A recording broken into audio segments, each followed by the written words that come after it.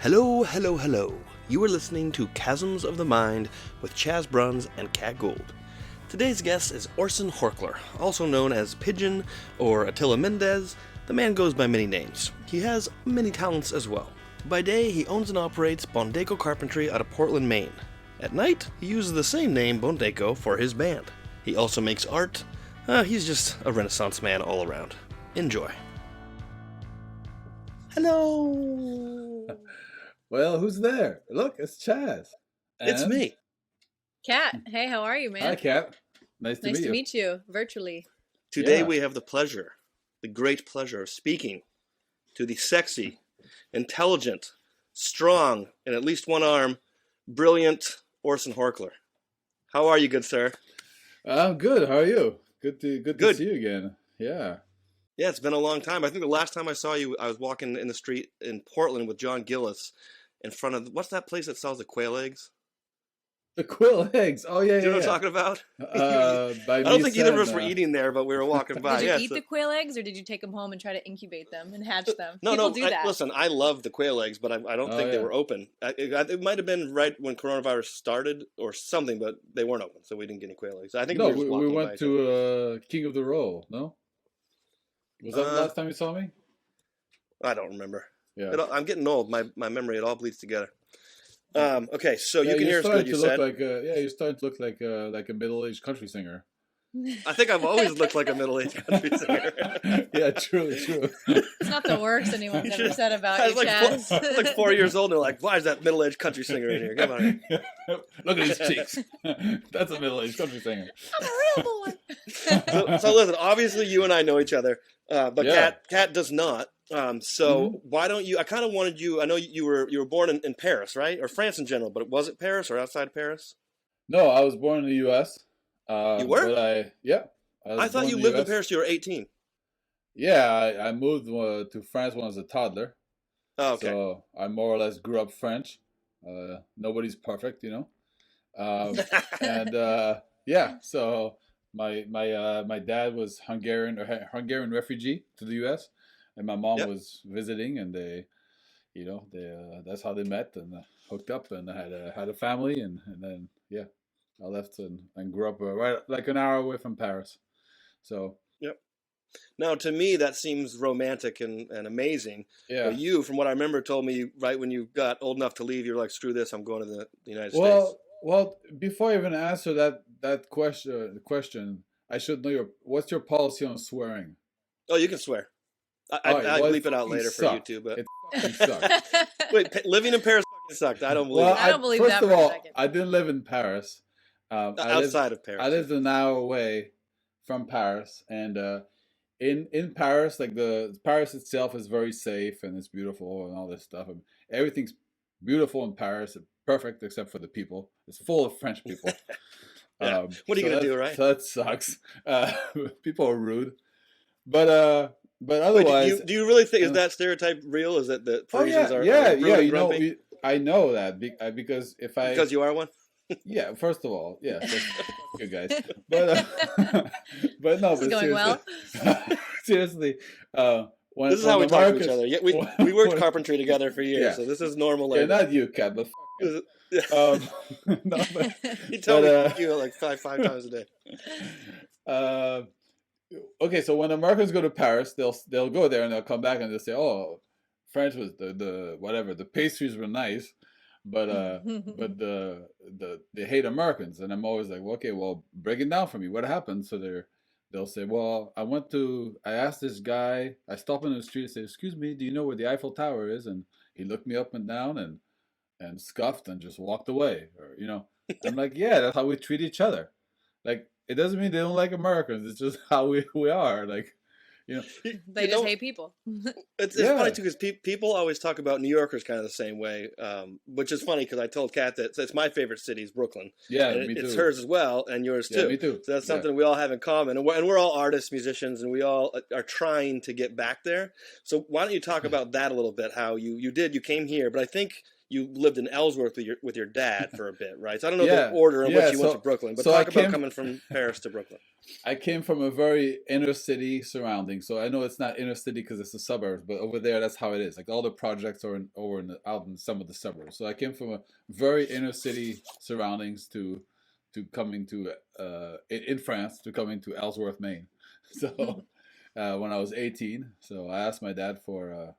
I didn't know my dad growing up, and then he reconnected with me when I was 16, and when I was 18, as soon as I graduated from high school over there, I asked him for a one-way ticket to the promised land, and here I am. So, but yeah, I started by living in Ellsworth, which was a huge culture shock.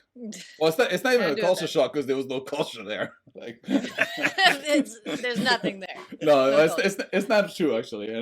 And I started working construction. And it was just a different world. And I kind of loved the guys I work with. Like it was my first, introduction to like redneck America, and like they were fun, and I learned a lot from them. But then after a few months, I realized they hated me. So, it just so I had more or less of a hard time in Maine, like living here, and then things. I traveled out. I went to New Orleans and New York when I was 19. And then I came back to chill out and go to school and stay with my dad, get to know my dad better. And then after 9/11, honestly, things in Maine sucked for me and some people I knew. And I decided to go to New York. So I wound up living there for 2 years. I did one of the years I did a school there, and then I lived in a squat on the Lower East Side, which was an amazing experience. Yeah, I forgot you were a squatter in New York. It was like an organized homeless community is the best way to describe it. Wow. The Village Voice give used to give grades to the squats, and we always got the most demographically diverse squat. And it was a very like dysfunctional squat that just held it together for 16 years until they got busted by the city. And, did you ever have anything sketchy happen? Like anybody try to stab you or anything? Not in the squat, no. No. No, it was no, and they were very strict about like you couldn't do hard drugs, you couldn't do too much illegal stuff, right? Because they really wanted to protect themselves, protect each other. Like we had homeless people in there that were in their 60s, 70s that had survived 20 years in the street, and they really defended their space. We had one woman who Marjorie, Rosemary, who they made a film about, the Glass Castle, I believe. Oh wow. So we had, and these people eventually had to leave, and some of them went back on the street once things changed. How long were you there for in the squat? 2 years, 2 years minus one summer. So no kidding, I didn't realize it was that long. Yeah, the second year was when the city started to bust down on the. That's not an expression. Bust down. Started crack down on the squat, and they had discovered that we were stealing electricity from the projects next door, and so they shut that down. And so the last winter I was in New York, it was like no electricity. Luckily, the apartment people got wood stoves in different apartments in the squat, so they were so the people below me had a wood stove, so I didn't die, but it was really cold. Wow. And but I loved it. Yeah. That's awesome. That is quite the experience. Yeah, sure. I always think that my Brooklyn experience is bad with a few cockroaches and some bad roommates, but that's a little that's cooler. Well, so I was going to say that's kind of I think where you started to really find out that you were more of an artist type, right? Like when you had come over from Paris, you hadn't done a whole lot of art, right? So can you talk about how that developed and how you? I don't remember which came first, if it was your art or your music, but you do both pretty much equally now, right? Yeah, I know. Growing up, I always knew. Like I knew that's what I wanted to do. I was more gifted with art, so I could draw well. But I was super passionate about music.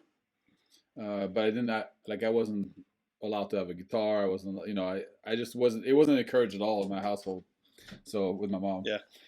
So, but I loved it. When I was a kid, one of the few things I got from my dad for all these years without seeing him was some country music tapes. And so I had like 3 Willie Nelson tapes and a compilation, and I think a Kenny Rogers. Oh yeah, Kenny Rogers, the first album by Kenny Rogers. And so I grew up listening to some of this, and also listening to French. So with my, it's always a one thing fed the other. Like with my artwork, I won a drawing contest, and one prizes I got was a little radio, and it was like an AM radio, and the only station I could really get was like the senior citizen radio, um, and it was awesome stuff. It was all like classic French pop, let's say, or popular music, So I grew up on that too, and then my mom was a really like hardcore, like rock and roll, like pre-Woodstock kind of stuff. Like she liked Little Richard, Elvis, Eddie Cochran. Really? Fast Domino. The first concert I ever went to was Fast Domino. No kidding, that's cool. And so I like absolutely I adored that stuff, and I wanted to be, that was kind of one of my appeals to come to the U.S. was the culture, the musical culture. So yeah, but So what kind of music do you do? Do you make? So mostly two things. So I produce my own songs, and they're definitely not in any genre whatsoever. I really mix. That's my favorite part about him, Orson, is that it sounds like nothing else I've ever heard. And I just love your vocals too. You have very unique vocals. There's nobody. I can't even compare someone to you. Thanks, and that's cool. We should throw a link to his music after this. Oh, definitely. I'll put all the links up in the YouTube and wherever we post it for sure. Sweet. The last few years I've been traveling to Central America more and Puerto Rico, so I've started writing songs in Spanish as well. Oh, you have? Awesome. Yeah. I have a couple I'm working on now, so you'll hear them at some point. And then so that's one thing, and then I'm also in a band, so I'm going to backtrack just a little bit, and I'm a contractor, and I have what some people call a social enterprise, which means that we don't just build products, we also have a mission, and our mission is to hire and train immigrants in the trades. So nice. And when I came to Portland about 7 years ago, I realized there's this amazing international musicians here. But the problem just with any musician is like, you have to work and you don't have time to rehearse. And in Portland, a lot of musicians have two jobs, So I decided I was going to hire some of the musicians that I like best in town. And so I'm in a band with two of my carpenters. And one of them is Namari Keita, who is an amazing drummer, like multi-generational. He's from a long line of Giru, which is like the music, like the troubadours of his country, Guinea.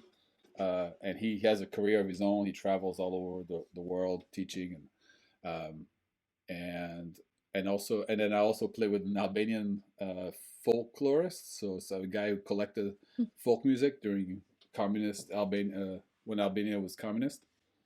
And all forms of music were illegal except for traditional Albanian music and party worship, like communist party worship music. So when are we gonna go shoot that documentary? I know. Well, I've been waiting for you to email me. I need an excuse to go shoot something. It's just getting delayed, but we're thinking of going in August. I know, coronavirus, man, it's killing me. Yeah, but August is our plan to go to Albania and record our music. Cool. Yeah, if you need a camera guy, let me know. Yeah, for sure. So with that band, we're just it's so awesome. Like, because I think most musicians, like if you're a punk rock, especially when you're like, say you're in New York and you're a punk rocker, like you're gonna form a band. You're not even gonna want to just look for other punk rockers. You're gonna be like, oh, do you like the Sex Pistols? No, I'm into the Exploited, so I'm not gonna play with you, but you get really specific. But this band is like completely, like, the three of us had completely different idea of what music is, how to explain music, and what's cool. Like, so it can make for some interesting stuff. Yeah, that's great. Or some really weird, just some weird noises. Yeah. Someone starts banging pots around. Yeah, we only share, like, what with our accordion player. With my drummer, I speak French and English, so we have lots of language in common. But our accordion player, we only have like maybe 20 words in common. So you got to explain, like, a 7/8 song, timing song to your It's crazy, but it's so good because every time we come out, just our minds blown, expanded, I guess. So, and with that band, we've been playing. Yeah, we've been playing quite a lot since we formed about 3.5 years ago. So, What's the name of your band? Bondeko. Shirt. All Wait, right. I thought that's the name of your carpentry Yes, company. So it's yes, both? it is. Oh, Because okay, because that's awesome. okay because I have only one vehicle, right? And it's a truck, Yeah, right, yeah. for work. You might. So it's yeah. normal. It's normal for our contractor to have their name on the truck, right? So we have our name on the truck. Yeah. But when we show up to like a festival or a venue, and they see us and the band Bondeko is gonna play, and we got a truck with a name on it, they're like, "Wow, these guys are a big deal. They have a band truck, That's awesome. genius. I think that's Also, you could genius. probably run all the receipts for both corporations through. Well, one. actually, it is That's the part way of to the do it. business plan too. Is that we're like one feeds the other, So Yeah. like yeah, I like our like for example to fund a trip to go record ourselves, stuff like this is like one funds the other, and we work together and we play music together. So. I wanted to rewind for a second too, because to bring up the carpentry aspect, to let everybody know that how much Orson has changed the direction of my life. Because I had just gotten done working at the radio station. I was driving around the state and doing concerts and stuff, and I just got out of it and was sick of it and in a horrible mood. And for whatever reason, I don't remember what play we went to watch. Do you remember what play it was the night I asked you? The night you asked me what? Let me tell the rest of the story first. I'm so glad that it changed my life. You don't even remember. The night he asked you for your hand in marriage. No, I'm kidding. You asked me to work with me. I'm kidding. Yeah, but where were we? It was the Penobscot Theater, but I don't know what we were watching. I know you had. I went there on a whim. I just don't remember this guy with like skinny jeans and a tiny little dog in his arms. Like, I didn't have middle-aged country singer. Listen, yeah, you mean a beautiful middle-aged country singer? No, I was. Yeah, I probably was there with Alyssa. I think actually, but we were watching. I want to say like I don't know, The Christmas Carol or something. Yeah, something Probably with kids. I think. It was something. But you walked out and you were in the Maine area, and I was talking to you. And you had mentioned how you would just let go, or you were looking for an employee because some guy just quit, or you'd let somebody go or something. And I kind of nonchalantly was like, "Yeah, I quit the radio station today. You got anything available?" You're like, "Well, that guy's position, but like I'd have to train you. You'd start not knowing anything." And I said, "Sure." And so I went to apprentice with you, thinking we both had said like a few weeks, couple months, whatever. And it ended up being almost a year, which I would have continued doing, but you got so sick of me that you had to move away to Portland and leave me behind. Yeah. This guy, I'm But the out reason of it changed my life so much is apprenticing with Orson. I learned to do carpentry, which then gave me the confidence to start buying single family homes to renovate and rent, and that's pretty much what I do now for a living. Nice. So it's Awesome. really weird to think if I hadn't seen you that day at the Penobscot Chas Theater, owes then who all knows his what the hell I'd be success to doing. you. I'd be living in a squatting place in Brooklyn. Write out a check to Bondeko, okay? Listen, if you ever get into hard times, you can always come sleep in my basement. I'll save a little mattress for you. That's not That'd be funny. great. He doesn't have a basement, so he's lying. Oh, it's a slab. But no, but seriously, Orson, I want you to know it was a great time. And something else I wanted to mention too. And people that work in the industry know sometimes you don't get paid. Sometimes people that are not. I don't mean the bosses, but you go to job sites they don't pay. There were a few times with Orson where I didn't realize he wasn't getting paid. We had done a job for multiple weeks, and he would always make sure I got my paycheck before anybody. Well, there was just two at the time, but I mean before himself. As well, and that's something that is just I think speaks to your character, and once again was something I really needed at that juncture in my life. So thanks again for teaching me how to be a carpenter and making sure I got paid. It really meant the world to me at the time. So how did you guys meet? Did you meet in the lobby at the play? No, I knew he's world famous in Bangor. He's known as Pigeon or Pigeon, if you want to say the French way. He used to sell T-shirts. I also filmed him doing some wheat pasting. Is how he got some notoriety because he was big on the homeless people in town having nowhere to sleep. So there'd be a lot of empty buildings that were rotting away in Bangor. Sadly, there still are. So you might want to come back and do this again, Orson. But he would wheat paste on the plywood that they had put on the buildings to keep the homeless from going in. And would make the news because, of course, it was art and looked cool, but it was also making a statement of like it made it something that was a sore thumb stand out more and looked a little more beautiful for the neighborhood, but also call attention to the fact like why do we have people sleeping in sleeping bags when it's negative 3 degrees outside and there's just empty houses, old Victorian homes rotting away. So I knew who Orson was, and he kind of knew me a little bit from Kabang and stuff too. back in the day, so we knew each other. But that was when we really became true friends, and our love blossomed, driving back and forth in the pickup truck to Belfast every day. Right. Just that's when the love blossomed. Yeah, that's right. Yeah, and it never really took fruit, did it? No, it did for one of us. Yeah. Yeah. No, I loved having you as my helper. It was fun. It was fun to have somebody to abuse. Well, that was my next question. Was I'm by far your favorite employee of all time, right? Well, it's a tie. No, but no, I really like working with you. I remember for the following years. It was actually once a year you would you would yeah, call or text and you would say, calm down. Chaz, I just want to let you know my new no, you would say my new employees in Portland, they work so much better than you. Oh, really? Yeah. And then hang up on you. Yeah. By the way, sorry if I keep cutting you off. There's a little bit of a delay okay. in the audio, so it's like the news broadcasters. I've realized, they always pause to like wait for the other person to talk. It's annoying, but it's cool. This software is great for us to be able to talk long distance. Yeah, so. it's pretty smooth on that. And you are in Portland right now. Yeah, right? yeah. So it's long distance. Well, long distance for Bangor, Maine, anyway. What's that cool thing on the wall back there? Is it a dog or a polar bear with spots? Okay. Oh, look well, at that. these are two masks. This one is from Costa Rica. It's a native mask, and this one is from Guatemala, where I said earlier, my dad's family, they were refugees after World War II, and I have a bunch of family that wound up in Guatemala, and I love this mask because all their other masks are like they have a mask of a jaguar, and it's just supposed to be a jaguar, but this is actually a mask that's supposed to represent the white people and the Spanish, and so when they would do plays, they would like enact like these situations, and they couldn't represent a conquistador because they'd get trouble for it. So there was a code that when you saw this weird ass dog with the red ears, it was the conquistador, that they were making fun of, or they were killing him in the play or stuff like this. So I just kind of liked that. You just mentioned your dad, which reminded me, your dad passed away, right, of cancer?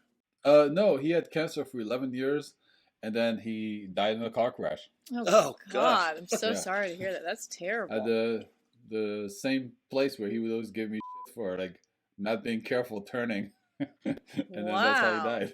Wow. Yeah, because I remember you talking about him having cancer. I know he had it for 11 years, man. Yeah, 11 years. He never went into remission. He just kept getting cut up, and then he was in such good shape. Otherwise, he was doing fine, and then right before the week before he died, he went to his doctors actually and got checked, and he never found out, but I found out 2 weeks after he died that it had moved into his spine. Oh. So we think it was actually he really got lucky, dying in he got hit like he probably didn't even know what happened. Oh wow. Yeah. So probably a lot better than what was coming for him. So. What did your dad think of your art and music and your choice to do all that? Did he say, "Oh, I wish you would go be a doctor, Indian lawyer, chief"? No, he didn't want me to be a lawyer, but he thought that it was kind of stupid, I think. Really? So your dad wasn't artistic then? He was, but to some extent, like he liked to write. But but if you don't know, for example, okay, talking about that car crash. So my brother, my oldest brother Mark, who grew up in Ellsworth, he's got definitely one of the few people in the family who also has like an artistic bent, and he does music as well, and he used to write poetry, and so one time he was the editor of the Northeastern Poetry Review, and he had a poem in the review, so he gave it to my dad. And then my dad was like, "Oh, what the hell is this stuff?" And he called him the F word, as in like bad word for gays and all this stuff. Yeah, it was that kind of vibe.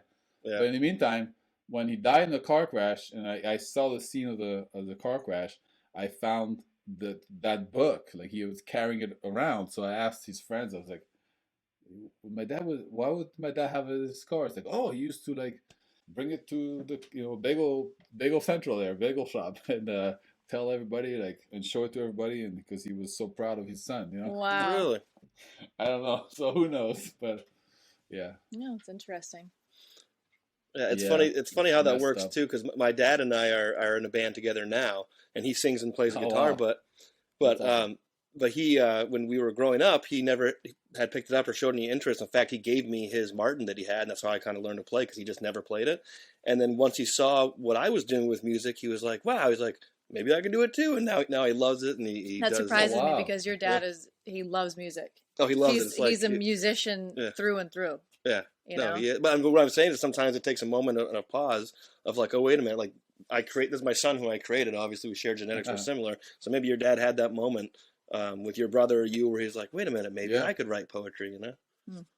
Yeah, well, I definitely, it's awesome with my son, Leo, he's 17 now. And he's 17 now? No, he yeah, isn't. he's 17, 6'3". Oh Yeah. my God, time flies, man. I That's know. crazy. Well, let me ask you that then, because Kat has a daughter, Zoe, who's 8, and Kat's whole thing, she's like, the second she's 18, I'm going back to New York. So you had always said a very similar thing. So a year from now, are you moving back to the big city, or are you staying in Portland? So I'm pretty sure I'm gonna bounce, but I've been all right. So the things I've been debating in my head are these.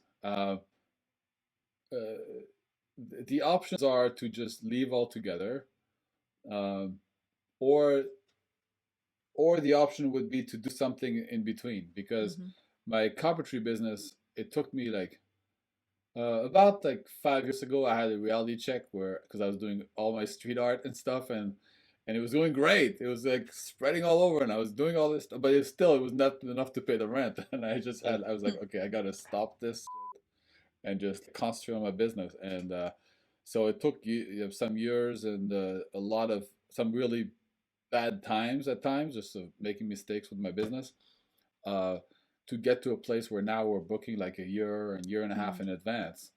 So I'm like, well, if people are willing to book a year in advance, maybe I can book a year in advance and then leave for 6 months, And so, and it does and then also working with all these people from other countries, it does make me appreciate what I have as a business. Like I define, like for my work, I define myself like as a working class entrepreneur. And I think that's the basic of all over the world. You go from Africa to South Central America, like there's working class entrepreneurs, whether they're like selling apples in the street or trying to, start a garage or whatever. And it's so rare to have something that actually works, So I'm thinking like, it could be something where I use that to leave and travel and make music. Does your son work for your company? Yeah, sometimes. Yeah, he does. Yeah. Yeah. Does he like it? Yeah, I mean, I think he'd like to try different things because that's the only work he's done so far. And he's it's with his dad, so he honestly he told. Do you ever yell at him? Are you like you cut that board too short? You're acting like Chas. I don't yell, but I get really frustrated. Yeah. It's hard. I don't know how it is with you, Kat, but it's hard for me anyway with having. I guess it depends who you are and your family and everything, but he's so spoiled compared to me, like so how I was, and it's hard to be like, I'm like, how can you not know? Like, if I had not known this or that when I was 16, I would have died, like, and you're just like, oh, I don't know, how am I gonna cook this burrito? I do think of things like that sometimes. Zoe's only 8, but it's like, man, we were in 2 different places. Listen, in Leo's defense, though, it's hard to, once you're in carpentry so long, things just seem natural and normal. But in the beginning, I remember when I messed up, Orson would go, oh, that's no big deal, just go get the board stretcher. And I was like, what's the board stretcher? He's like, yeah, just stretch the board up. Make it longer. You cut it an inch too short, just get the board stretcher. And so I'm like walking around the truck looking for the board stretcher. I come back to him, I'm like, you can't stretch this board. I was like, yeah, I know. Oh. So I can see how Leo would be like, Dad, what do you mean? I can't just do this? Well, our construction site is complete chaos. I mean, so I have 5 employees now, and when I speak English, only 2 of them understand. When I speak French, only 2 of them understand. And when I speak Spanish, only 2 of them understand. And in that whole mix, there's like 2 that overlap, so there's 1 that doesn't understand anything. So that must get confusing for you. Like, but it's also so awesome. Like, I'm so grateful, and it's cool. I really like to say that this is something I'm doing right here in Maine. The supposedly like the whitest country in the whitest state in the country and all that, because like I hired these two Haitians, and so their main language is Spanish because they lived in Chile for 8 years. And I hired them in July. I went to Puerto Rico in August. I could barely speak Spanish, and I went back at Christmas, and then I was like, like talking so fast, and I was so grateful, that people pay a lot of money to get a like Yeah. immersion into Spanish, and I get to speak it like almost 8 hours a day, Yeah.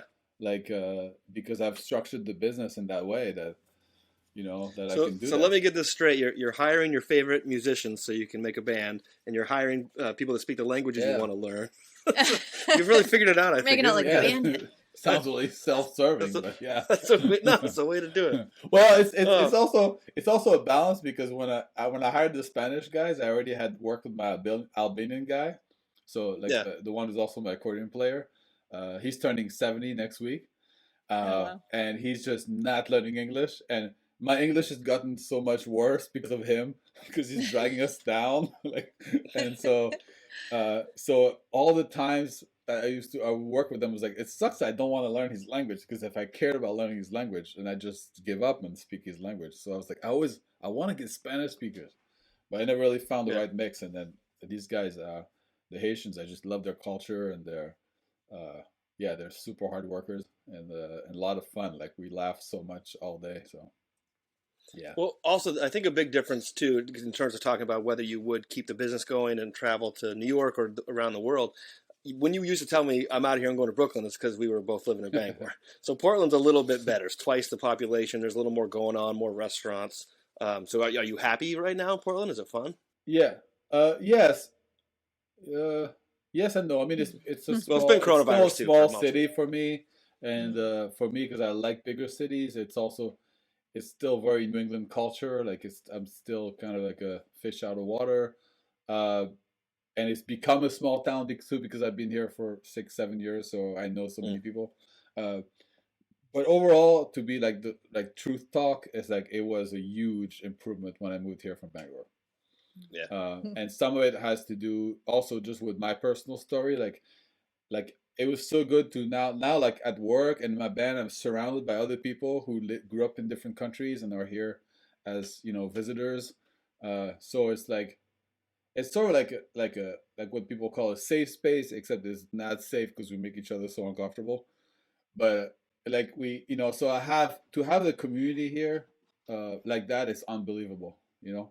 Uh, there's in the Portland Public School in the high school, uh, they they made a census of the languages spoken by kids, and it's more than Brooklyn, in Queens, New York.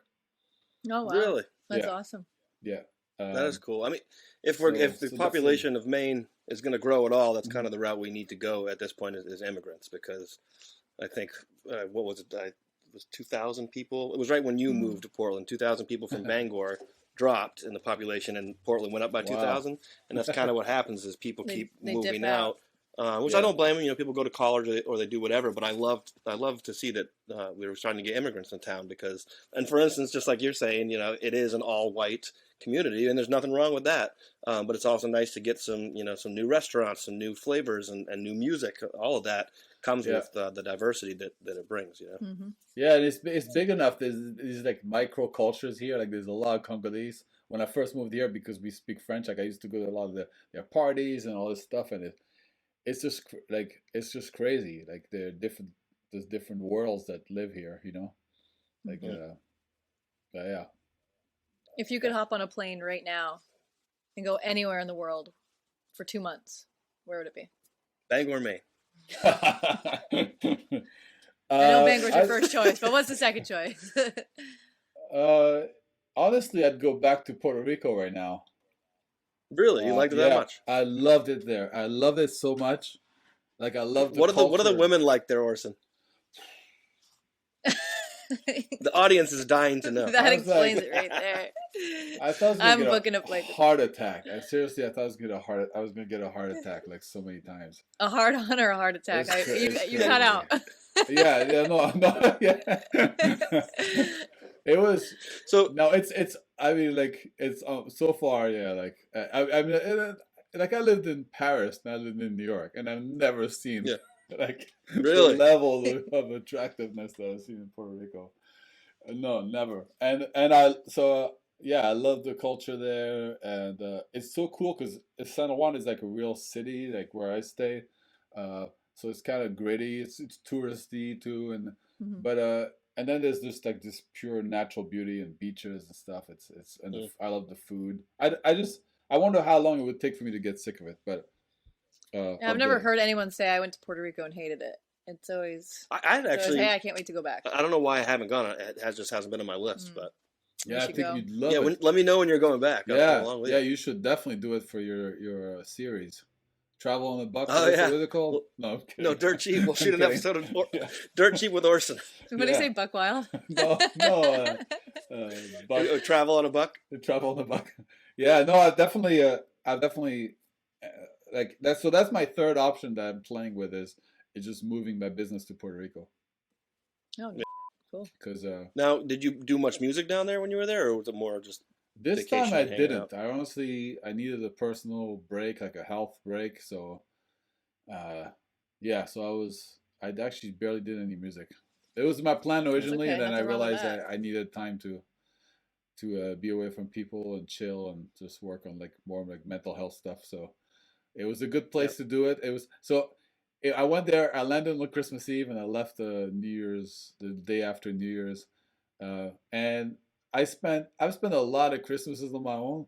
And one thing sometimes I'd go to New York, like when I lived in Bangor, I'd take a bus to New York and just go to Chinatown and have a Christmas with it was me and the Jews, and then some old Chinese men with some like barely legal prostitutes.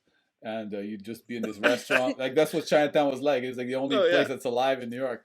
And I have to tell you, love like Chinatown Puerto at Rico was Christmas. like probably my favorite place to be alone on Christmas. People were so friendly. They talk to you. I love the culture. That's great. So I hate to interrupt. I just got a text from a fan, and they want to know if you're currently seeing anyone.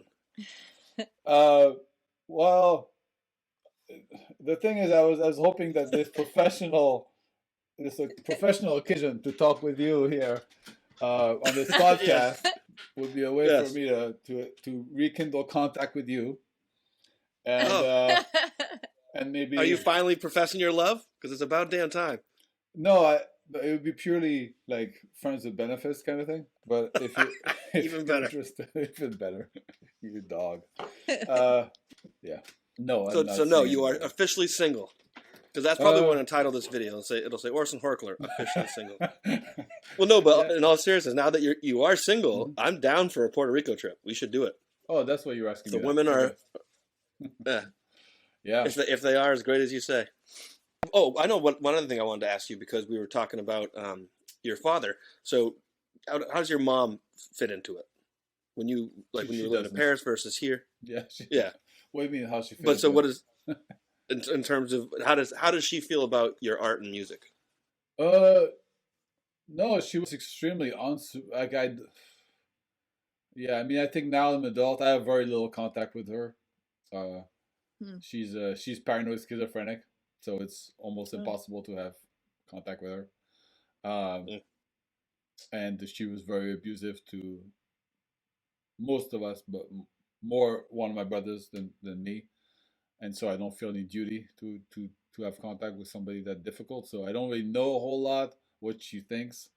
But when I was growing up, like she wasn't supportive at all. Like it was no. And then I was also growing up in French culture, which ironically because you have all this amazing art in France and all this, but it's not at all a culture that appreciates art. Like it's very hierarchical. Like if you're smart, you're gonna do science. If you're like so, you're gonna go into economics or whatever. That's in high school. There's like 3 different branches, and then if you're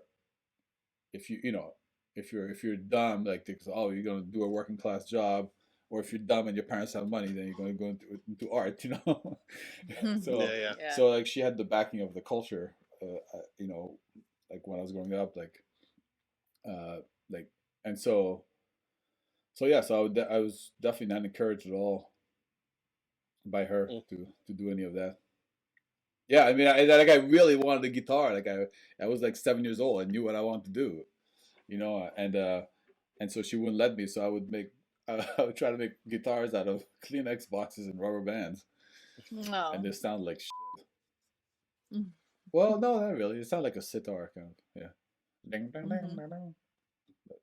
Do you think that influenced your art and music? The relationship with your mom? Oddly, it did, and not by like opposition. Like it was never like, oh, like fuck her, I'm gonna be a musician. But it was more like that was I wanted to breathe. So when I got more freedom, I was able to do that more. But then I think in a weird way it did, because she's paranoid schizophrenic, and so she just living on her own planet, you know, and so there's a lot of downsides about it, but at the same time, it's like I'm completely okay with doing, like, not living like other people. Like I never feel that pressure because she never felt that pressure. Like she didn't care. Yeah. So there's certain freedom I think that came with that, but yeah. That's a pretty tough, awful disease. There's a girl that I was hanging out with in New York who she told me her mom was schizophrenic, her aunt was schizophrenic, and her older sister was schizophrenic. And Wow. I'm sure you've researched some of this, that if you have it in the family, you have a much higher likelihood of getting it yourself. I don't know if it's more for women than men, but have you ever looked into that? Have you ever thought, or ever been nervous thinking, oh, geez, I hope I don't, like, I don't know what age your mom was when she discovered she had that disease, but is that something that's crossed your mind at all? It actually only, when I was 17, my last year of high school, I found out she had been like writing to a girlfriend that I had like 2 years earlier, and she was telling her things like I was crazy and stuff like that, and I'm gonna come back to her, and all. It was just like this, and so I got mad. I got really mad at her, and I think while we were arguing, like I kicked her handbag, and she happened to think I was trying to attack her or something, so she left the apartment, and I lived alone for my year of high school. So, and during that year, I was feeling pretty crazy, and so at first I thought, well, but the thing is, at the time I didn't even think my mom is paranoid schizophrenic. That's years later, because when you're growing up in that, you don't see it. You just think that's normal, but I thought, wow, I felt pretty crazy at times, and then so later on I thought, well, maybe I was like going through like an abscess, like letting go of something I was growing up with, and then like like a crisis of some kind. And then I think just in the last few years, I figured, oh, I was probably going through like panic attacks or something. So that's the only time that I really, other than that, I feel like but I would know it somehow, because I know her patterns and what it does. So. Yeah, it's tough with family. Like I've got family members that I haven't talked to in years, and sometimes you have to just realize it's better to keep a distance. So. Yeah, well, with her, it's just like it's impossible to have a real conversation. Like if I haven't talked to her in 2 years and I start talking to her again, and she's like, "Oh, did you know like Joe Biden got elected to ruin your music career?" Like, she'll believe it. Like, so what do you talk about next? If she obviously isn't medicated. No, and I think she's way past the point. That's the thing that's really problematic and fascinating about the disease, if you can call it that way, is that it's like any living organism. It wants to preserve itself. So the more disease is strong, the more it causes self-denial. So that's part of it. So the more you're deep into schizophrenia, the more you deny. I don't know if that's the case for everybody, but and also when I say paranoid schizophrenic, it's just my assumption, because I've read a bunch of stuff about it, but it wasn't like some diagnosis, because I don't know if she ever was diagnosed. So. It's tough too. Who knows? I mean, I've had so many issues with mental health stuff over the years too. Tried different medications and stuff, and it's a tough thing. I mean, the world is I think they said the other day that something like 65 to 70% of Americans at some point or other in their lives are on antipsychotic or mental health medications. Maybe that's the problem. Maybe we're all taking meds we shouldn't be taking. But so Well, on a lighter note, I love you. Well, this has been fun as hell. On a lighter note, Chas and I are flying out tomorrow. We're supposed to fly out to Philadelphia. Oh, wow. So say a prayer that we don't get our Yeah, flight canceled it's with this supposed to start- impending snowstorm. Oh, yeah. The storm's supposed to start at 10, and we're flying out at noon. So, knowing Bangor International Airport, it'll be canceled. What are you guys gonna do in Philadelphia? Nothing. We're just going to visit our friend Kendra. Maybe do a podcast with her. Oh. She lives in South Philly, so we're gonna go eat some food and. Yeah, she manages a sushi restaurant. So I'm kind of interested in asking her about what it was like doing that during coronavirus, how they stayed open. I think the guy that owns it owns a few restaurants there and stuff. So we're just going to catch up with her and hang out. Nice. Wait, where are you I was going? going to show you the last You thing I disappeared. got in Philly at a record shop. My let's see it. favorite mug. Oh, that's dope. Who is that? Is that Dolly Dolly Yeah, Parton? it says, "What would Dolly do?" So I love that you make fun of me, call me a country music star, but you definitely have a bunch of country influences. I think. I do, and I love yeah, Dolly Billy Parton. Nelson. Should you and I get together and make a country I wrote album? a song about Dolly Parton.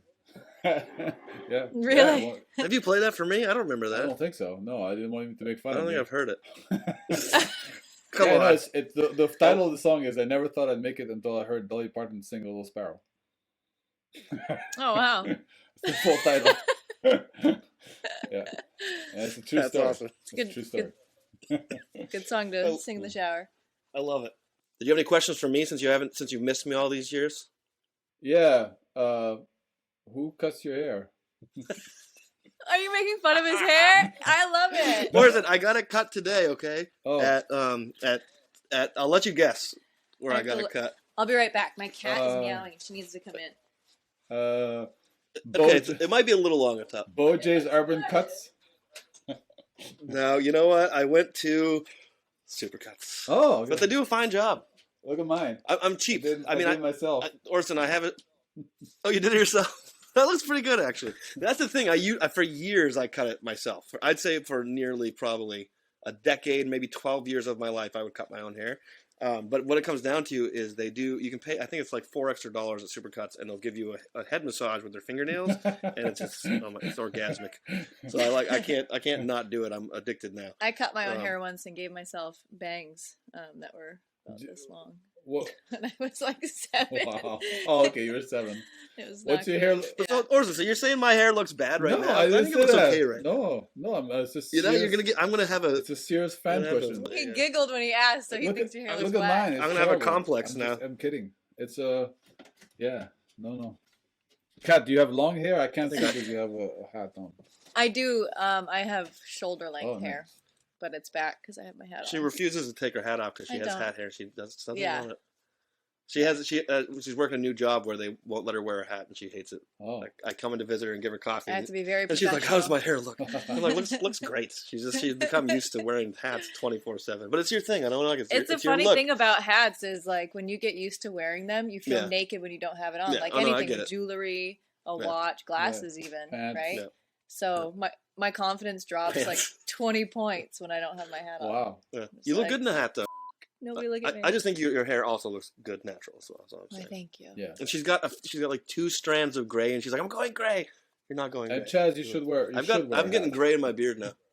Thank you. Yeah, me too. A little bit. He actually looks fucking great with hats on. I think I look funny with hats on, but you look really handsome. with I hats. naturally have a really itchy scalp. It's not dandruffy so much; it just itches no matter what. And so when I wear a hat, I'm itching my head all day long. That's It's disgusting. horrible. Yeah, you should wear like I don't have dry skin or dandruff. I don't know what causes it. a beige cowboy hat or something because you got that Robert Redford thing going on. So yeah, Oh, yeah. now see, that's a nice compliment. You're welcome. He has You're to say something nice now that you made fun of my hair. That's why. Right. So we covered a lot of great things in this episode, but the most important, in my opinion, is when the f- are we booking our trip to Puerto Rico? Mhm. I'm down, Orson. 'Cause we're going. I'd say 90% of the episodes I've shot are because a friend of mine says, "Oh, I'm going to this place." Really? So if you just Yeah. text me like, "Hey, I'm going to Puerto Rico in 3 weeks," I'll come. All right. We'll shoot an episode and do weird. Yeah. It sounds awesome. Yeah, Yeah. maybe by then I'll have I a think we house should do it. there. Who knows? God, I hope so. It's gonna be real dirt cheap for me. Yeah, and you can help. Come You crash can on help me your flip couch. them. There we go. We can flip houses in Puerto It's a Rico. good idea. That's actually Cool. seriously. Yeah. Sounds like a Yeah. that sounds like a great. Yeah. It would be Flip house a in great, Puerto great Rico. TV Yeah, show. there's some Great life crazy as deals well. down there. So, but don't tell anybody. 'Cause Yeah. this is not a podcast or something. Well, listen. I do love you. You know that. I hope that we don't go as long without speaking, and I'd like to see you in person soon. But let's do Puerto Rico. I think it's a All plan. right, and then Albania too. Deal? Albania. Yeah, yeah, oh yeah. Albania. So I'd love to. But we gotta shoot a crazy documentary over there. I'm serious about that. I don't want any dirt cheap thing. I want to do you and your music over there. Yeah. So we're gonna go there for 2 weeks and have 1 week to hang out and visit the country, and it's amazing there. It's like apparently it's like all beaches and like resorts and stuff like this, and it's super. Everything is definitely dirt cheap. Like my guy, so my guy from Guinea, from West Africa, and I think Guinea is gonna be like the 10th poorest country in Africa, and him and my Albanian guy compare notes, and they're like, oh, you guys get paid $5 a day for labor. That's what we get paid too. Like, oh, you got, it's like the same, but it's right across the Adriatic Sea, like from Italy.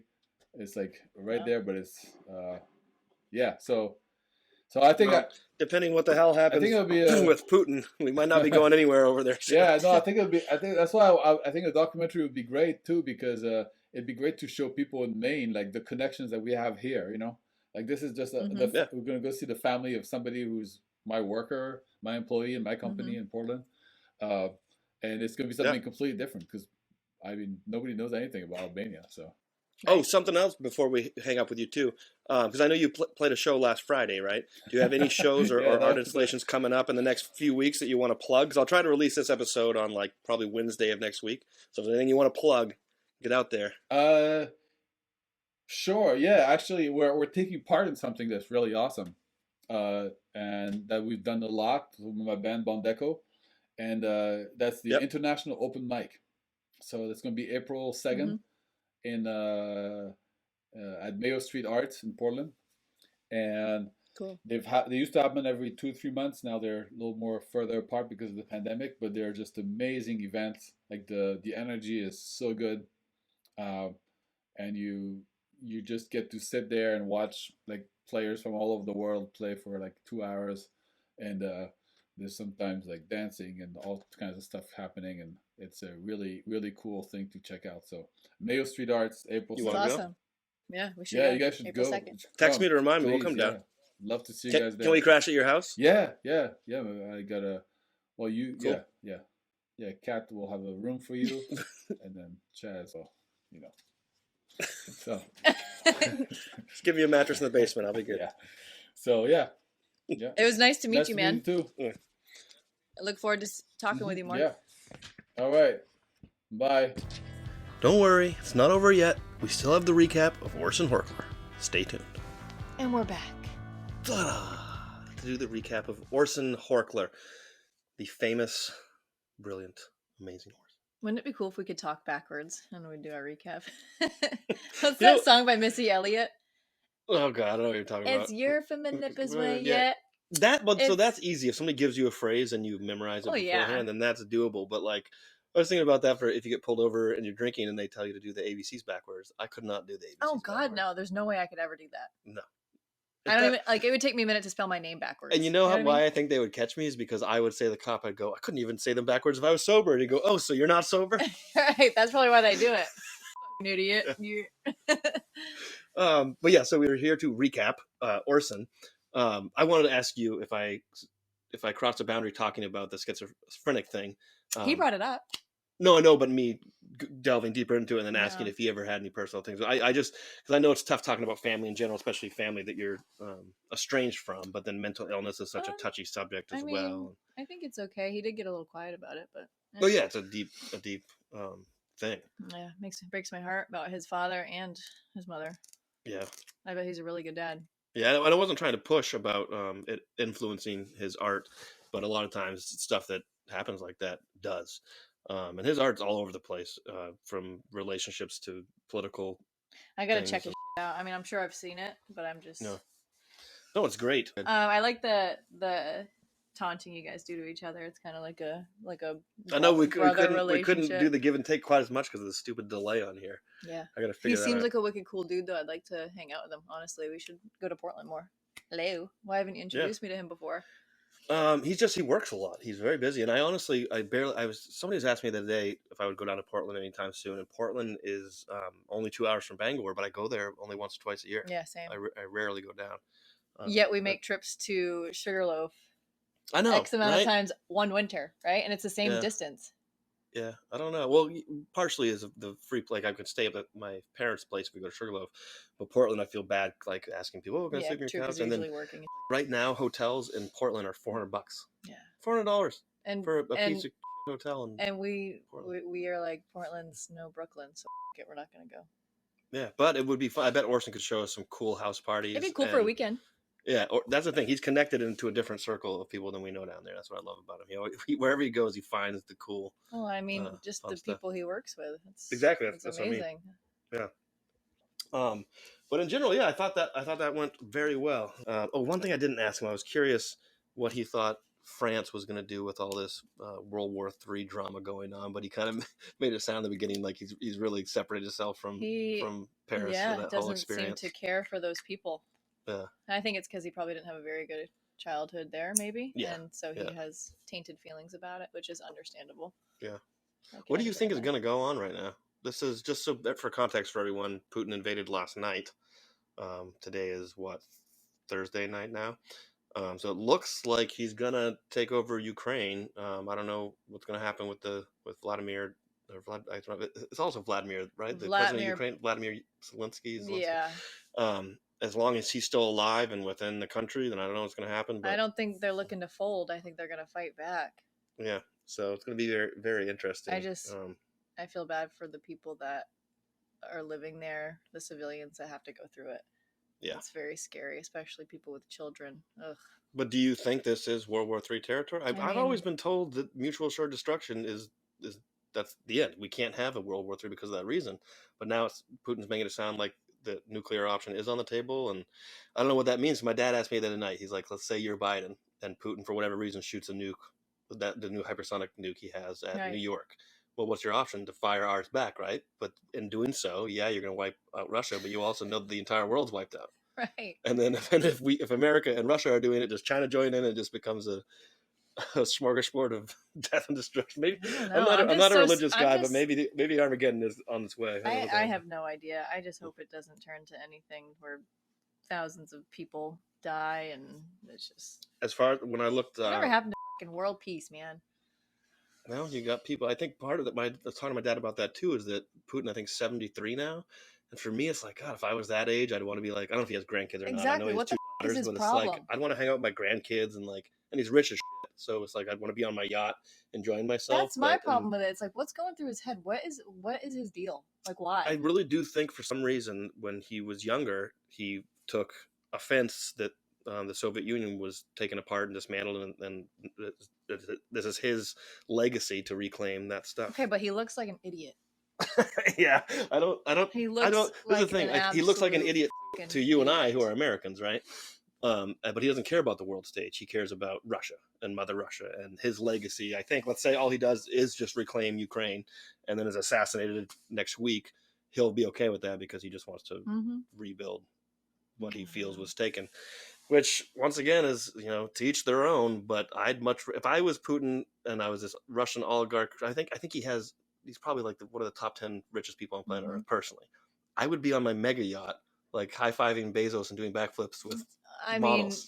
I mean, we both would, right? But some people just get addicted to this, it's ultimate power. That's what it is, right? I love, and they won't stop until they get it. But I think it's not even just dictators. You look at Britney Spears, with no offense, Britney, or Michael Jackson, who passed away, so I can talk about him. But they get to a level of fame and or power and or money where you kind of just lose it a little bit. And so what I had heard some people talking about recently is during coronavirus, Putin has been locked away. And I'm also sure he's been locked away in general because he probably is constantly worried about somebody assassinating. So if you're alone 24/7, you're not on a yacht with models, you are just living in a bunker in Moscow, then yeah, I could see you just going crazy, and you've got 10, maybe 20 years left of life on the planet, and you just want to have your last hurrah, because maybe he was doing models on a yacht for years and years and years, and now he's like, okay, I'm bored with that. What else? And this is it. I honestly, I will never be able to understand that type of thought process. Anyway, we got derailed. We were supposed to be talking about Orson. Oh, Orson. That's our commentary on World War III, everyone. Orson. Cool name, cool band, cool accent. Yeah. Cool everything. You have a crush on Orson? Yep. I do. There you go, Orson. It's because she found out you're single. Yeah. On our podcast. All right, that's cool. We're gonna go to bed, guys, because we're gonna fly out to Philly tomorrow, and hopefully we're gonna interview our friend Kendra Buteau next. We're coming at you, Kendra and Goodbye, Rex. Goodbye. Peace Rex. out.